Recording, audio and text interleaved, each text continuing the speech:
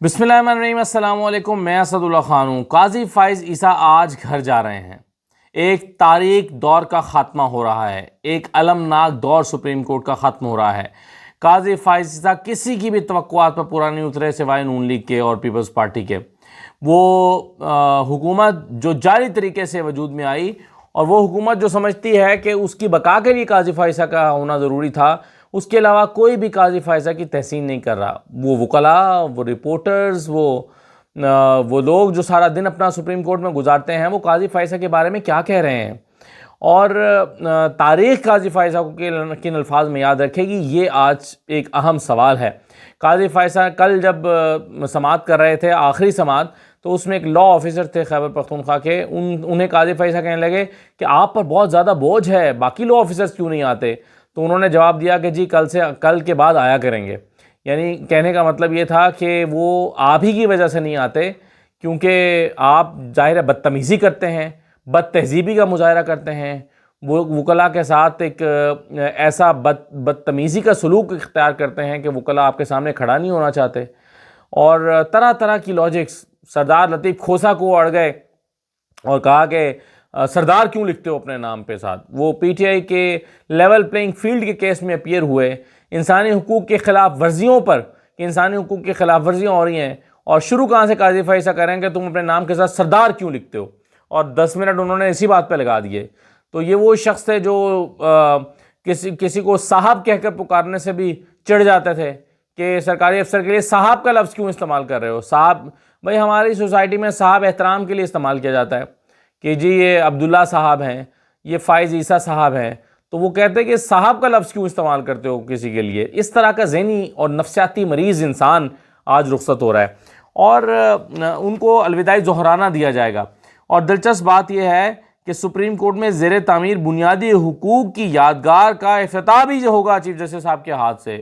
افسوس کی بات یہ ہے کہ بنیادی حقوق، بنیادی انسانی حقوق جو ہیں، ان کا افتتاح، اس کی یادگار کا افتتاح قاضی فائز عیسیٰ ایسا شخص کر رہا ہے جس کے دور میں انسانی حقوق کی بدترین انسانی حقوق کی پامالی کی گئی، اور قاضی فائز عیسیٰ خاموش رہے، اس لیے کہ ان کے خیال میں وہ لوگ جن کے انسانی حقوق چھینے جا رہے تھے، وہ چونکہ پی ٹی آئی سے تعلق رکھتے تھے اس لیے انسان تو تھے نہیں، اور وہ چونکہ عام لوگ تھے اور وہ پی ٹی آئی کے ہمدرد تھے، وہ عام لوگ تھے جنہوں نے پی ٹی آئی کو ووٹ دیا ہوا تھا، تو یہ سب لوگ جو ہیں وہ اسی سزا کے مستحق تھے قاضی فائز عیسیٰ کے خلاف۔ کون سے کیسز قاضی نے کے دور میں آئے؟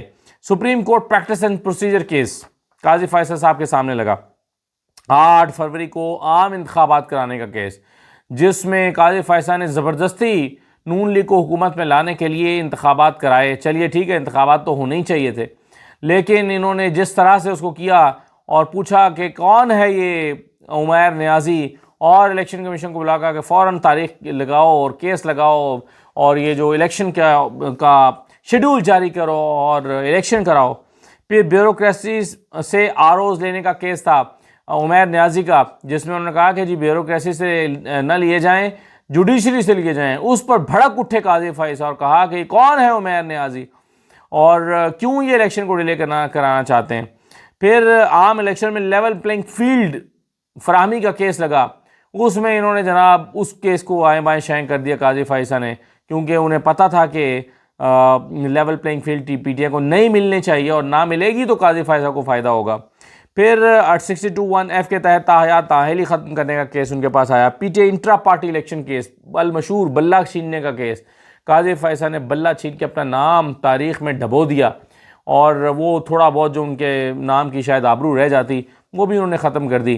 اور بعد میں انہوں نے کہا کہ جی میرے فیصلے کی مس انٹرپریٹیشن کیا گیا، میرے فیصلے کو غلط انٹرپریٹ کیا گیا، اور وہ 6-8 مہینے خاموش بیٹھے رہے، اور جب وہ یہ مان لیا کہ غلط انٹرپریٹ کیا گیا ہے تو پھر بھی اس کو صحیح کرنے کی زحمت گوارا انہوں نے نہیں کی کہ اس فیصلے کو صحیح کر دیں۔ پھر بھٹو قتل ٹرائل کیس پر سزاتی ریفرنس، اس میں پیپلز پارٹی بڑا خوش ہے کہ جی بڑا انصاف ملا۔ جبری گمشدگیوں کا کیس، جسٹس شوکت صدیقی کا کیس، مشرف ٹرائل کیس، فیض آباد دھرنا کیس، صحافیوں کے اغوا اور ہراسمنٹ کا کیس ان کے پاس آیا۔ فیصل وارڈا مصطفیٰ کمال کی توہین عدالت کا کیس آیا، اس میں انہوں نے فیصل وارڈا اور مصطفیٰ کمال کو تو معاف کر دیا، لیکن ٹی وی چینلز کے پیچھے وہ کافی عرصہ پڑے رہے، سارے مالکان کو جمع کر لیتے تھے ہر تھوڑے عرصے بعد، تاکہ ان کی تصدیق کر سکے کہ یہ پریس کانفرنس دکھائی کیوں گئی. پریس کانفرنس کرنے والے کو معاف کر دیا, پریس کانفرنس دکھانے والوں کو کٹہرے میں کھڑا کر لیا. اس کے علاوہ بحریہ ٹاؤن 460 ارب سیٹلمنٹ کیس میں برطانیہ سے سپریم کے اکاؤنٹ میں آنے والی رقم جو ہے 190 ملین پاؤنڈ کو وفاقی حکومت کو دینے کا فیصلہ کیا گیا, حکم دیا گیا تھا. اسلام آباد ہائی کورٹ کے 6 ججز کے خط کا کیس, 6 ججز نے خط لکھا, وہ انہوں نے گول مول ہی کر دیا اور قاضی فیصل صاحب نے اس کو کسی منطقی انجام تک نہیں پہنچایا اور لٹکا ہوا ہے. پی ٹی آئی کی پھر مخصوص نشستوں کا کیس ان کے دور میں چلا. پنجاب الیکشن ٹرائبونل سے متعلق کیس ان کے پاس آیا اور اس کو بھی انہوں نے ٹال مٹول دیا کہ ٹھیک ہے 4 ان کے لے لو جج, 4 ان کے لے لو اور نبیڑو کام کو. یہ قاضی فیصل صاحب نے ری کاؤنٹنگ آتی رہی ان کے پاس, ری کاؤنٹنگ کا کیس آیا اور یہ نون لیگ کے حق میں فیصلے دیتے رہے ایک ایک کر کے. اور پھر آرٹیکل 63A نظر ثانی کیس, اس میں بھی انہوں نے ایک ہی سماعت میں جناب اس کو 63A پہ فیصلہ سنا کے اور چلے گئے اور کہا کہ جی یہ 63A جو ہے یہ اس میں ووٹ شمار ہوگا. پھر NAB intra court appeal case, یہ سارے کیسز جو ہیں پھر قاضی فیصل کی سربراہی میں سپریم جوڈیشل کاؤنسل جس نے جسٹس مظاہر علی نقوی کو مس کنڈکٹ کا مرتکب قرار دیا اور کہا کہ ان کے سارے یہ جو ان کا استعفیٰ قبول نہ کیا جائے, ان کو برطرف کیا جائے. چھوٹے دل کا آدمی قاضی فیصل صاحب. سویلین ٹرائلز کا کیس ان کے پاس آیا, ارشد شریف کا کیس ان کے پاس آیا اور لٹک گیا. تو یہ قاضی فیصل صاحب جن کے پاس بے شمار اہم کیسز آئے اور ایک بھی کیس پی ٹی آئی کے حق میں ڈیسائیڈ نہیں ہوا, ایک بھی فیصلہ نون لیگ کے خلاف نہیں آیا. کیا یہ محض اتفاق ہے کہ قاضی فیصل کی عدالت سے پی ٹی آئی کو ایک بھی ریلیف نہیں ملا اور نون لیگ کے خلاف ایک بھی فیصلہ نہیں آیا؟ تو یہ کہیں قاضی فیصل عیسیٰ. اب ان کے بارے میں بلاول بھٹو زرداری صاحب نے کہا کہ قاضی فیصل کے بغیر 26ویں آئینی ترمیم ممکن نہیں تھی. 26ویں آئینی ترمیم کا کریڈٹ انہوں نے ان کو دیا, بلاول صاحب کو. اور پھر یہی نہیں بلکہ یہ بھی کہا کہ بلاول صاحب نے قاضی فیصل کے بارے میں ایک تو یہ ہے نا کہ جی یہ ممکن نہیں, پھر ان کا اتنا بڑا کام کسی اور چیف جسٹس کی موجودگی میں ممکن نہیں تھا. میں نے پیپلز پارٹی کے لوگوں سے پوچھا کہ اس کا کیا مطلب ہے, اس کی کیا تشریح ہے کہ قاضی فیصل کی موجودگی میں ہی ہو سکتی تھی اتنی بڑی ترمیم. تو انہوں نے کہا کہ جی وہ اس لیے کہ قاضی فیصل نے کوئی رخنہ نہیں ڈالا, کوئی رکاوٹ نہیں ڈالی, کوئی دھمکی نہیں دی کہ جی اگر یہ ترمیم منظور کرائی تو میں اس کو اسٹرائک ڈاؤن کر دوں گا. تو میں نے کہا وہ تو اس لیے نہیں کرائی نا کہ قاضی فیصل صاحب جو ہیں وہ تو خود اس کے بینیفیشری بننے کے لیے کوشش کر رہے تھے. ان کو لگتا تھا کہ میں بینیفیشری ہوں اس کا, یعنی فائدہ اٹھانے کی کوشش کی کہ آئین ترامیم ہو اور ایکسٹینشن ہو جائے ان کی 3 سال کے لیے قاضی فیصل صاحب کی. تو قاضی فیصل تو یہ چاہ رہے تھے. اور آپ سوچئے کتنا بڑا ریلیف اس قوم کو ملا ہے, اللہ کی کرنی کیا ہوئی. اور اس کا کسی حد تک مولانا کو بھی کریڈٹ جاتا ہے, پی ٹی آئی کو بھی, کہ انہوں نے قاضی فیصل سے اس قوم کی جان چھڑائی ہے. اگر آپ سوچیں کہ 3 سال مل جاتے قاضی فیصل کو تو اس قوم کا کیا بنتا. 3 سال اگر مل جاتے, ایک ذہنی مریض آدمی, ایک ایسا شخص جو نفسیاتی مسائل کا شکار ہے, وہ ایک ایسا شخص 3 سال کے لیے اور اس کرسی پہ بیٹھ جاتا تو پھر کیا ہوتا. قاضی فیصل ایک بائسڈ جج, ایک منفی کردار, لوگوں کی کے ساتھ بدتمیزی کرنے والا کردار, وہ قاضی فیصل 3 سال اور بیٹھ جاتا تو کیا ہوتا. تو سوچے کتنا بڑا ریلیف اس قوم کو ملا ہے, اس کا آپ کو اندازہ بھی نہیں ہے. تو وہ کہتے ہیں کہ جی اتنا بڑا کام کوئی اور چیف جسٹس نہیں کر سکتا تھا, یہ انہوں نے اس کو کریڈٹ دیا. اور بلاول صاحب نے اب ذرا آج کچھ ہم نے صحافیوں سے سوال کیا, ان سے پوچھا, کچھ جرنلسٹ سے, سپریم کورٹ کو کور کرنے والے کچھ رپورٹر سے, کہ وہ قاضی فیصل کے دور کو کیسے دیکھتے ہیں یا تاریخ ان کو کن الفاظ میں یاد کرے گی. تو رپورٹرز نے کیا کہا ہے ذرا سن لیجئے. تاریخ ان کو اس الفاظ میں یاد کرے گی کہ وہ آئے, بہت جسے کہتے ہیں لوگوں کو امیدیں تھیں, اور جب وہ گئے تو لوگوں نے شکرانے کے نوافل ادا کیے. اور یہ صرف معاملہ ان کے جانے سے ختم نہیں ہوگا. آپ کو یہ بات سمجھنی ہوگی کہ یہ جو 26ویں آئینی ترمیم ہے یہ ان کی لیگسی ہے. 13 جنوری کا فیصلہ ان کی لیگسی ہے. اور جب تک یہ انٹیکٹ ہیں دونوں چیزیں, تو یاد رکھیے سپریم کورٹ کے کنویں سے پانی کی بو نہیں جائے گی.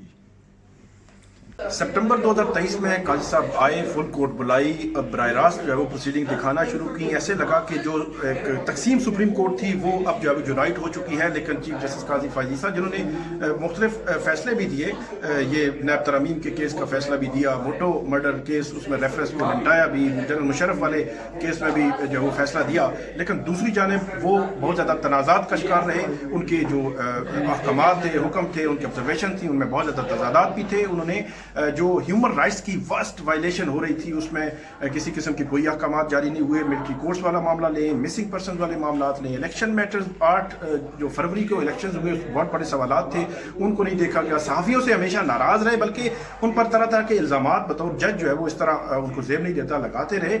और जो फुल कोर्ट है वो जो खुद कॉन्सेप्ट शुरू में दिया फुल कोर्ट का, आखिरी मंथ 1 मैन शो चलता रहा, फुल कोर्ट नहीं बुलाई। बार बार जस्टिस मंसूर अली शाह जो माजी में जब रेफरेंस था तो उनके हक में उनके फैसले मौजूद हैं, और जस्टिस मंसूर अली शाह बड़े इंडिपेंडेंट जज हैं, उन पर टारगेट किया, अपने आप को सबसे बदतर जो है वो साबित करने की कोशिश की। बाकी जो है वो जजेस को जो है वो नीचा दिखाने की कोशिश की। वो ऑर्डर्स में जो उनके ऑर्डर्स, ऑब्जर्वेशंस या उनकी जो नोट है उसमें भी आप जो है वो देख सकते हैं। तो जो सुप्रीम कोर्ट उनके आने से पहले तकसीम थी, जब वो आए तो यूनाइट थोड़ा सा लगा कि यूनाइट हो रही है। अब दोबारा तकसीम भी, बल्कि मैं नहीं कहूँगा आखिरी दफ़ा फुल कोर्ट उन्होंने इसलिए नहीं बुलाई कि क्योंकि उनकी मेजॉरिटी नहीं थी।